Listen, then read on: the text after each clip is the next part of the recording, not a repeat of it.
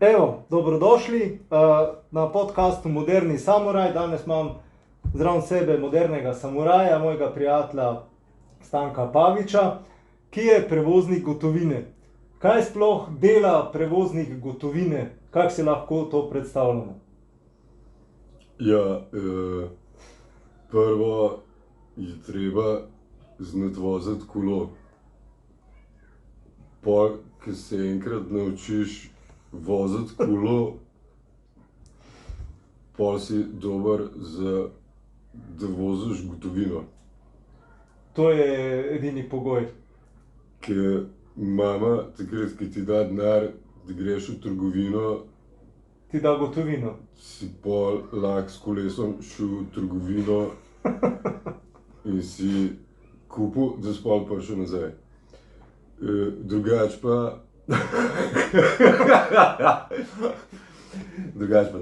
da se malo zadrgavamo preveč, da to čim prej zrihtamo zadevo. Bod malo bolj specifičen. Torej, kako izgleda dan prevoznika gotovine prvega razreda? Prvega razreda osnovne šole, ja. Zdaj, kako ti lahko direkt povedal, kar bi najbolj tvoje gledalce zanimalo? Ti meni samo opiš, kako izgleda tvoj dan. Ja, moj dan izgleda prvo. Prva zadeva, kar je, mislim, lahko bi saj tako začel malo splošnim opisom, kaj ne bi to bil prevoz gotovine, ne. Prevoz gotovine je eden izmed poslov, ki spada med varovanje. Imajo določena varnostna podjetja prevoz gotovine, in to ne vsa, ne, ampak to v glavnem so neke določene specifikacije, ki jih morajo ta varnostna podjetja izpolnjevati, da lahko pridobijo licenco za opravljanje tovrstnega dela, ne. Med tem delom, med to specifikacijo spada, da moraš imeti usposobljen kader, moraš imeti primerna prevozna sredstva, je pa čisto odvisen, s kakimi količinami denarja operiraš, tako da je tudi razlika pri tem na teh avtomobilih, ne, ki jih uporabljamo. Torej, ne da bo folk vedel, za kaj se sploh gre, torej, če je prvi razred, torej manj kot je denarja v igri, manjši avto. Manjši avto, tako, več denarja, ki je v igri, večji avto. Pa več ljudi. Pa več ljudi v igri, pa ko je še več denarja v igri, pol že pride kamion na vrsto, ne, in še več ljudi, in še policijsko spremstvo in vse ostalo, ne, zadeve, ne. Torej, govorimo tudi o blindiranih vozilih, ne? Tako je, ja. Oziroma blinda, tako mi pravimo. Na kratko, ja, blinda. To so blindirani kombi, specifično narejeni zelo odvisno, tule v Sloveniji jih v glavnem kupujejo iz Italije, Nemčije. To so avtomobili, ki imajo ojačane šasije, stranice, narejene dodatne prostore kot sef, recimo, ne. In okrog imajo pa neprebojna stekla, ne, ki so tudi tam po 4-5 centimetrov debele, ne. Sama ta blindirano vozilo, ne, blindiran kombi, pride lahko tudi do teže 3000 kilogramov. Pri tem je pa tudi značilno to, da morajo biti tudi zavore primerne temu, ne, ker ustaviti blindirano težko vozilo, ki tehta 3 tone, ki je naloženo tudi več, zna biti kar problem. In zaradi tega morajo biti tudi zavore in sklopka, kar se tiče mehaničnih del, tudi bolje narejene ali ojačane, ne. Zdaj, če malo izhajamo, pa se malo pohecamo, ne.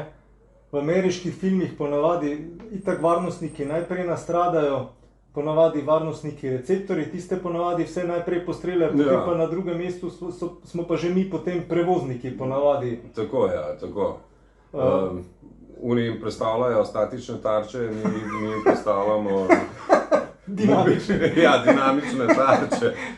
Tako da je, mislim, jaz razumem ljudi, ki se spravijo v take stvari, tako da to je neka vrsta športa, ne. To je tako kot imaš streljanje v tarčo, pa streljanje v glinene golobe. Tako, torej mi smo glineni golobi. Tako, ja, tako. Ne, je dejstvo, ne, mislim, ta del spada pod visoko rizične. Ne, veliko ljudi, ki se recimo pogovarjamo, jih vprašam, kaj misliš, kdo je v večji nevarnosti, mi, ki prevažamo to gotovino ali recimo policist, ne.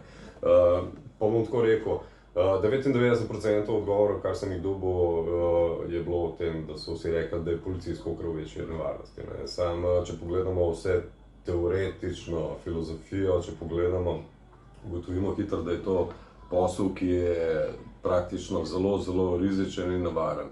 Mislim, ne zdaj v vsakem momentu, v vsaki minuti ali pa recimo vsak dan, ampak takrat, ko pride v hujši obliki nevarnost, kot je recimo lahko policist doživi, ne. Ker recimo, če pogledamo za primer, v kaki nevarnosti bi se lahko našel policist. Policist recimo med opravljanjem svojega dela, če praktično, če se samo vozi okrog, ne, tako kakor se mi vozimo okrog, on ne predstavlja nobenemu nevarnost, niti on praktično ni v nobeni nevarnosti, zaradi tega, ker ljudje, kdorkoli da je, ne, zdaj ali je to nek nepridiprav ropar ali karkoli, nikoli ne bo šel ropat policista. In policist recimo, če gre v neko nevarnost, je on o tem že prej obveščen. Kar recimo v našem delu, ne, prevozniki gotovine, ne, praktično ti ne moreš vedeti, kdaj te bo nekdo oropal.